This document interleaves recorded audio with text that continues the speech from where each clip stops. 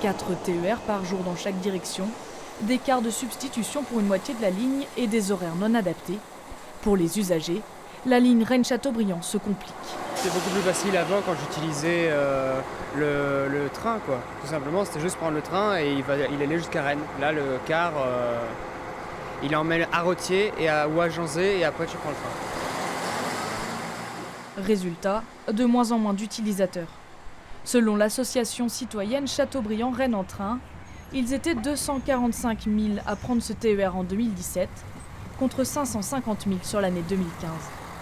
La ligne doit être rénovée, mais l'association s'inquiète d'un éventuel chantier à 2 vitesses. Nous n'avons aucune certitude sur Rothier-Châteaubriand.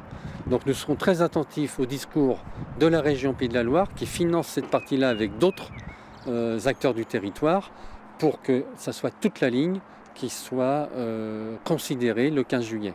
Après, nous craignons fort de l'abandon du tronçon Rothier-Châteaubriand. 42 millions d'euros de rénovation, un budget pas encore finalisé qui doit donc être rendu le 15 juillet. La région Bretagne fait partie des principaux contributeurs. Sur la portion Rennes-Rothier, elle devrait prendre à sa charge 48% du montant des travaux, avec un choix politique revendiqué. C'est de faire en sorte que cette ligne soit remise en état pour répondre aux besoins du service public, aux usages du quotidien, à savoir les domiciles-travail du matin, mais aussi les lycéens, les scolaires. Et par conséquent, nous ne ménageons pas nos efforts pour boucler, si je puis dire, l'équation de financement de ce projet.